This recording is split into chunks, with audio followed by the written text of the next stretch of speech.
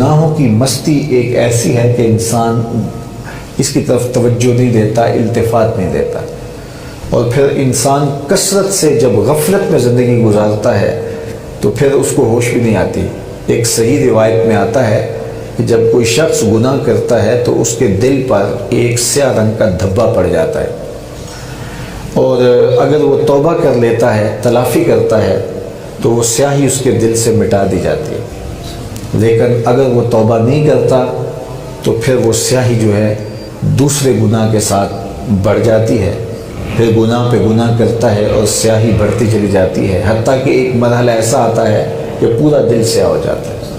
اور جب پورا دل سیاہ ہو جائے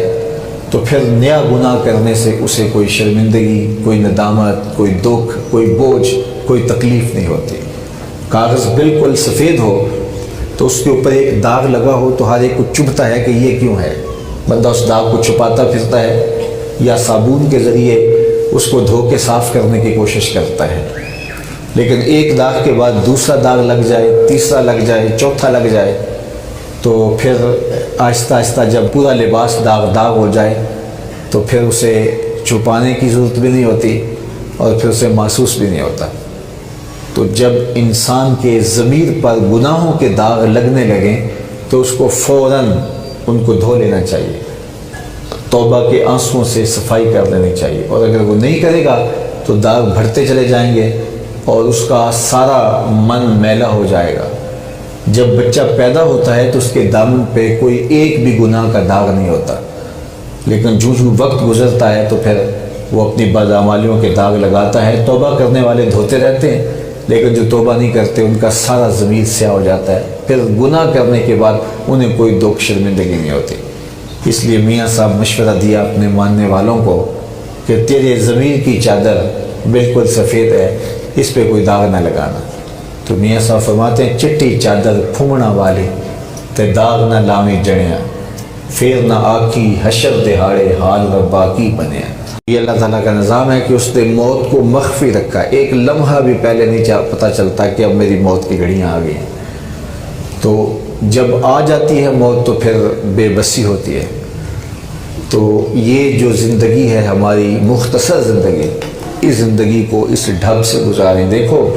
زندگی تو گزر جائے گی، وہ عیش و عشرت میں گزارے، وہ دولت کے حصول میں گزر جائے،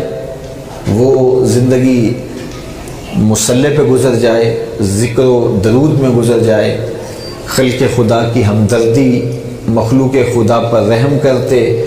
اور اذیت، دکھ اور مصیبت میں پھنسے ہوئے لوگوں کو نجات دلاتے، گمراہ لوگوں کو راہ راست پہ لاتے ہوئے، جہاں بھی آپ زندگی گزاریں گے، جو دلچسپیاں، جو مشاغل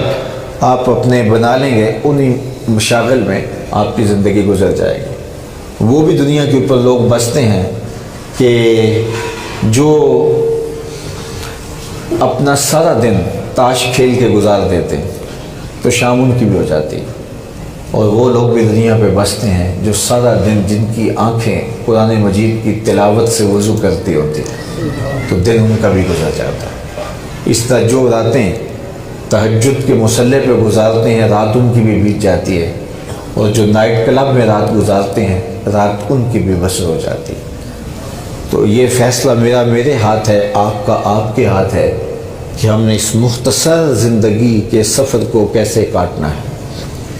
ہم نے عیش و عشرت میں زندگی گزارنی ہے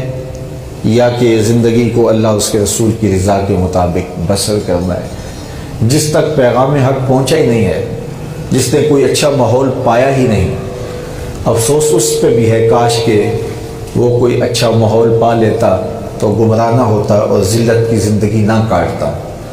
لیکن جس نے اچھا اور پاکیزہ ماحول پایا ہو،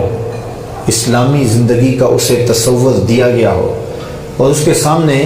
کئی ماڈل اور نمونے موجود ہوں، اور پھر وہ اس کے باوجود بھی گمراہیوں کا شکار ہو جائے، وہ اچھا ماحول میسر آنے کے باوجود بھی اپنی زندگی کو اچھے سانچے میں نہ ڈھال سکے، تو اس کے اوپر بہت زیادہ